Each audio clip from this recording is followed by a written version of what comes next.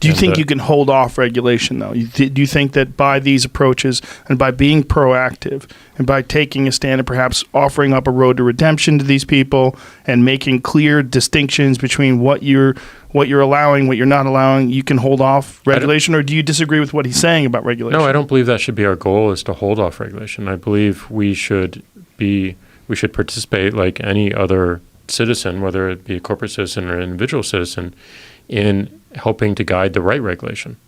So are you familiar, and I could be wrong on this because it's been like 15 years since I've done this, are you familiar with the Clean Water Restoration Act at all? I don't expect you to be. It's a very specific thing. So it was at some point in like the early 70s, there was a river in Ohio, and again, I could be wrong, it's been 15 years. I used to work for an environmental organization. Started on fire.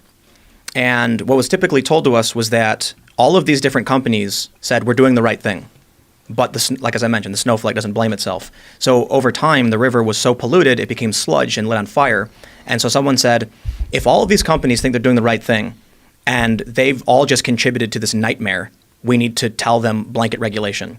And so what I see with these companies like banking institutions, public discourse platforms, video distribution, I'm really worried about what regulation will look like, because I think the government is going to screw everything up. But I think there's going to be a recoil of, first, I think the Republicans, because I watched the testimony you had in Congress, and I thought they had no idea what they were talking about, nor did they care. There was like a couple people who made good points, but for the most part, they were like, I don't know, whatever. And they asked about Russia and stuff.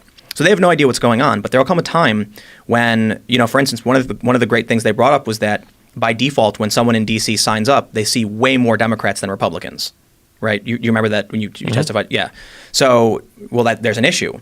And I don't think, I believe you when you say it's algorithmic, that these are prominent individuals, so they get automatically recommended. But then again, the solution to that, like how do you regulate a programmer to create an algorithm to solve that problem is crazy. You're regulating someone to invent technology. But I feel like there will be a backlash when too many, right now we're seeing, one of the reasons we're having this conversation is that conservatives feel like they're being persecuted and repressed. So then it's going to escalate from here. It's not going to stop with these conversations. And so that we've been having a lot of talks about this, particularly around algorithms. And one of the things that we're really focused on is not just fairness and outcomes, but also explainability of algorithms. And I know, Jack, you love this stuff, so I don't know if you want to talk a little bit about our work there. Yeah, I mean, so there's two fields of research within artificial intelligence that are rather new, but I think really impactful for our industry. One is fairness in ML. Fairness in what? Fairness in machine learning and deep learning. So looking at everything from what data set is fed to an algorithm, so like the training data set, all the way to how the algorithm actually behaves on that data set, making sure that it does not develop bias over the longevity of the algorithm's use case. So that's one area that we want to lead in, and we've been working with some of the leading researchers in the industry to do that, because the reality is a lot of this human judgment is moving to algorithms. And the second issue with it moving to algorithms is algorithms today can't necessarily explain the decision-making criteria that they use. So they can't explain in the way that you make a decision, you explain why you make that decision. Algorithms today are not being programmed in such a way that they can even explain that. You may wear an Apple Watch, for instance. It might tell you to stand every now and then. Right now, those algorithms can't explain why they're doing that. Right? That's a bad example because it does it every 50 minutes. But as we offload more and more of these decisions, both internally and also individually to watches and to cars and whatnot, there's no ability right now for that algorithm to actually go through and list out the criteria used to make that decision. So this is another area that we'd like to get really good at if we want to continue to be transparent around our actions, because a lot of these things are just black boxes, and they're being built in that way because there's been no research into how do we get these algorithms to explain what their decision is? That question hasn't been asked. My fear is it's technology that you need to build, but the public discourse is there. We know that foreign governments are doing this. We know that Democratic operatives in Alabama did this. And so I imagine that, with Donald Trump, he talked about an executive order for free speech on college campuses so that the chattering is here. Someone's going to take a sledgehammer to Twitter, to Facebook, to YouTube, and just be like, for not understanding the technology behind it, not willing to give you the benefit of the doubt, and just saying, I don't care why you're doing it, we are mad. You know what I mean? And then they pass some bills, and then it's over. Again, clarifying, I think you guys are biased, and I think what you're doing is dangerous.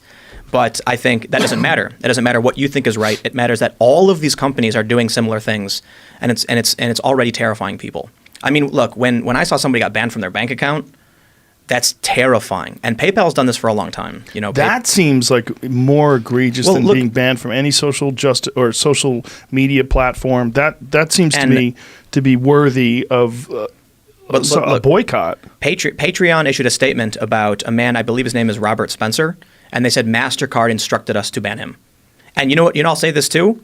Me mentioning Chase, PayPal, MasterCard terrifies me. I'm on the Joe Rogan podcast right now calling out these big companies in defiance.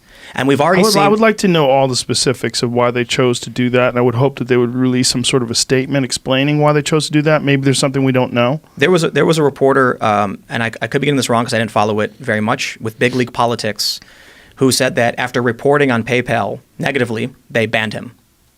That's terrifying. So just reporting on it in what way? Like reporting negatively on the Sargon of Akkad issue? No, apparently as a journalist, he wrote about something bad PayPal did. Big League Politics is conservative, and so all of a sudden he got a notification that they can't tell him why, but he's gone.